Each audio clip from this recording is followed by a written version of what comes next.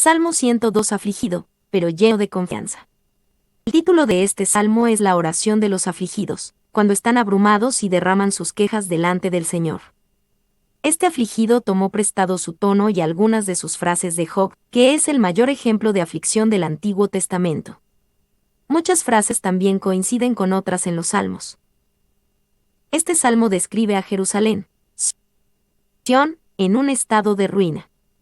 Si esto se toma como una ruina literal, el salmo puede haber sido escrito por aquellos en el exilio que lloraron por su aflicción tanto personal como nacional. Adam Clarke siguió este pensamiento y sugirió que el autor podría ser Daniel, Jeremías o Nehemías. Sin embargo, puede ser que la ruina de Sión descrita sea de naturaleza más poética y que el salmo sea preexílico.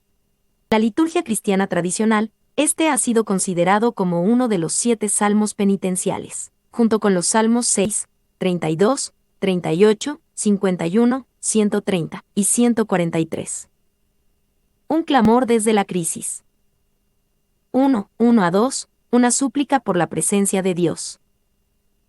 Jehová, escucha mi oración, y llegue a ti mi clamor. No escondas de mí tu rostro en el día de mi angustia, inclina a mí tu oído, apresúrate a responderme el día que te invocare. Jehová, escucha mi oración. Según su título, este salmo proviene de un afligido anónimo. El salmista le ruega a Dios que escuche su oración, sabiendo que un Dios bueno y compasivo no podría escuchar su súplica y aún así ignorarla. Los 2 primeros versículos de este salmo están llenos de frases que aluden a otros salmos. Van Gemeren cita 7 de esas frases. Pero el salmista no es un compilador a sangre fría, tejiendo una red de viejos hilos, sino un hombre que sufre, asegurando un cierto consuelo al reiterar peticiones familiares. No escondas de mí tu rostro. La aflicción en sí era bastante mala, pero se agravó más allá de toda medida por la sensación de que Dios no veía ni le importaba. Cuando tenía la sensación de que el favor y el rostro de Dios eran evidentes, podía soportar la aflicción. 3-7, la agonía de ser afligido en la salud. Porque mis días se han consumido como humo, y mis huesos cual tizón están quemados. Mi corazón está herido, y seco como la hierba, por lo cual me olvido de comer mi pan. Por la voz de mi gemido mis huesos se han pegado a mi carne. Soy semejante al pelícano del desierto, soy como el búho de las soledades, velo, y soy como el pájaro solitario sobre el tejado. Porque mis días se han consumido como humo, en un estilo similar al de Job, el salmista describe su agonía. Sus días pasaban como humo sin sentido. El dolor desde lo más profundo de su cuerpo hacía que sus huesos se sintieran como si estuvieran ardiendo. Le dolía el corazón y no tenía apetito. Y, como humo, que pasa en secreto, y rápida e irrecuperablemente. Los efectos del dolor extremo en el cuerpo humano se comparan con los que el fuego produce sobre el combustible. Agota la humedad radical, y al hacerlo, pronto consume la sustancia. 3. Por lo cual me olvido de comer mi pan. Acab, herido con un tipo de dolor, David con otro, y Daniel con un tercero, todos, se olvidaron, se negaron a comer su pan, 1 Reyes 21:4, 2 Samuel 12:16, Daniel 10:3. Tales compañeros naturales son, el duelo y el ayuno. Mis huesos se han pegado a mi carne. Como en Job 19:20, estaba tan débil y delgado que parecía no haber nada entre sus huesos y su carne. Se sentía como un pájaro solitario e inquieto, pelícano, búho. Pelícano, o abetoro, como se traduce la misma palabra, Isaías 34:11, Sofonías 2:14. Es un ave solitaria y lúgubre, como también lo es el búho que aquí le sigue. Pelícano, búho. El salmista se compara a sí mismo con 2 pájaros que se usaban comúnmente como emblemas de tristeza y miseria. 3. Ave solitaria. Pero esta palabra hebrea no solo significa ave solitaria, sino en general cualquier ave, como Levítico 14:4, Deuteronomio 14:11, Daniel 4, 12,14,21. Y, por lo tanto, aquí puede diseñar uno o más tipos de pájaros que solían sentarse solos, mirando y lamentándose en los techos de las casas. 8-11, la agonía de ser afligido por los enemigos. Cada día me afrentan mis enemigos, los que contra mí se enfurecen, se han conjurado contra mí, por lo cual yo como ceniza a manera de pan, y mi bebida mezclo con lágrimas, a causa de tu enojo y de tu ira, pues me alzaste, y me has arrojado. Mis días son como sombra que se va, y me he secado como la hierba. Cada día me afrentan mis enemigos. La aflicción del salmista venía de algo más que mala salud. Tenía enemigos en su contra. Se le oponían con constante desaprobación y rechazo. Ellos añadían un tono de burla y maldición: los que contra mí se enfurecen, se han conjurado contra mí. Y las burlas y los reproches de los hombres generalmente se agregan a los castigos de Dios, o más bien, tal vez sean una parte, y a veces la parte más amarga de ellos. 2. Se han conjurado contra mí, han jurado mi muerte, o juran y maldicen por mí. Por lo cual yo como ceniza a manera de pan, la vida del salmista parecía ser un duelo constante. Las marcas del duelo, cenizas y lágrimas, le eran tan familiares como la comida y la bebida. A causa de tu enojo y de tu ira, el duelo era aún más amargo debido a la sensación de que esta aflicción venía como una especie de castigo de Dios. Pues me alzaste, y me has arrojado. Sentía que Dios lo estaba tratando como los luchadores se tratan entre sí, cuando un hombre levanta deliberadamente a su oponente para que pueda causarle la peor caída. Y me he secado como la hierba, abrumado por una sensación de rechazo divino, pues me alzaste, y me has arrojado. Sentía que su vida era corta y tenía poco sentido. Como sombra que se va, una sombra nunca continúa en una sola estancia, sino que sigue deslizándose imperceptiblemente, alargándose a medida que avanza y finalmente desapareciendo en la oscuridad. 2. Aquí, hasta el versículo 12, hay una imagen muy viva de una persona abatida, como difícilmente puede tener paralelo. Ve alabanza al Señor que edifica a Sión. 1:12. Reconocimiento al Dios eterno. Mas tú, Jehová, permanecerás para siempre, y tu memoria de generación en generación. Mas tú, Jehová, permanecerás para siempre. Las líneas anteriores hablaban de la fragilidad del salmista y la naturaleza fugaz de la vida. La línea actual ofrece un contraste nítido y maravilloso. El hombre puede tener días como sombras o marchitarse como la hierba, pero Yahvé permanecerá para siempre. Por lo tanto, el salmista puede rechazar toda confianza en sí mismo y aferrarse a una verdadera confianza en Dios. Notamos el contraste entre los primeros 11 versículos, que estaban llenos de referencias personales, yo, me y mí, y los versículos 12 y siguientes. Con las palabras mas tú, el enfoque cambia y se fija en Dios. 2. Esta, entonces, es la luz que destierra las tinieblas, el sentido de la eternidad de Dios. Entonces toda la vida se ve como bajo su control, y por lo tanto, condicionada en la sabiduría y la intención que incluyen mucho más que el momento que pasa, teniendo en cuenta todas las edades. Ve, y tu memoria de generación en generación, no solo el Señor mismo permanecerá, sino que su influencia y grandeza serán declaradas de generación en generación, para nunca pasar. 2:13-14. Reconocimiento del favor de Dios por Jerusalén. Te levantarás y tendrás misericordia de Sión, porque es tiempo de tener misericordia de ella, porque el plazo ha llegado. Porque tus siervos aman sus piedras, y del polvo de ella tienen compasión. Te levantarás y tendrás misericordia de Sión. Aunque en profunda aflicción, el salmista tenía firme confianza en que Dios actuaría y mostraría misericordia a Jerusalén una vez más. Porque el plazo ha llegado, en el tiempo señalado por Dios, Jerusalén sería objeto de la misericordia de Dios. Él ha colocado un plazo para su restauración y no los dejaría en ruinas para siempre. Y, si este salmo describe el tiempo en el exilio, el plazo apunta a los 70 años establecidos por Dios para el cautiverio de Israel, Jeremías 25, 11-13 y 29 horas y 10 minutos. 2.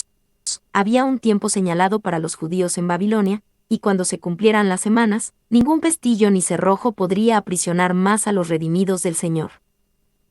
C. Porque tus siervos aman sus piedras, está en nuestra naturaleza rechazar lo que está quebrado o derribado, pero los siervos de Dios tienen un amor que va más allá de la naturaleza humana. Veían la ciudad en ruinas, amaban sus piedras y del polvo de ella tenían compasión. Y el salmista se sentía abrumado por la sensación de su propia ruina y necesidad. Salmo 102, 1-11. Sin embargo, no permitía que eso lo hiciera pensar solo en sí mismo, también se preocupaba por su comunidad. Cuando el pueblo de Dios deje de pensar tanto en sí mismo y comience a pensar en el estado de las cosas a su alrededor, en particular en nuestras ciudades y en los que sufren en ellas, entonces Dios podrá escuchar nuestras oraciones y enviar un avivamiento. Si cada piedra de la ciudad de Dios era preciosa para sus siervos, entonces, por analogía, también lo es cada piedra que representa al pueblo de Dios en su gran edificio. 1 Pedro 2:5. El miembro más pobre de la iglesia, el descarriado más grave, el converso más ignorante, debería ser precioso a nuestros ojos, porque ellos forman una parte, aunque posiblemente una parte muy débil, de la Nueva Jerusalén. 3. 15-17. Reconocimiento de la exaltación de Dios entre las naciones. Entonces las naciones temerán el nombre de Jehová, y todos los reyes de la tierra tu gloria, por cuanto Jehová habrá edificado a Sión, y en su gloria será visto. Habrá considerado la oración de los desvalidos, y no habrá desechado el ruego de ellos. Entonces las naciones temerán el nombre de Jehová. La restauración de la misericordia a Jerusalén es solo la primera parte de una obra mucho más grande entre las naciones. Dios se revelaría de tal manera que todos los reyes de la tierra honrarían su nombre y gloria. Y en su gloria será visto. Los reyes y reinos del mundo honran a Yahvé porque Él se revela en su obra hacia Sión. Su bendición y misericordia para Jerusalén son un anticipo de su bondad para toda la tierra, cuando Él haya considerado la oración de los desvalidos. Y un mundo asombrado adorará a su Dios liberador. McLaren. 2. La oración de los desvalidos. Solo los más pobres del pueblo quedaron para suspirar y llorar entre las ruinas de la amada ciudad. En cuanto a los demás, eran extranjeros en tierra extraña y lejos del lugar santo, pero las oraciones de los cautivos y los desamparados de la tierra serían oídas por el Señor. 4. 18-22. Reconocimiento de la gran liberación que Dios trae.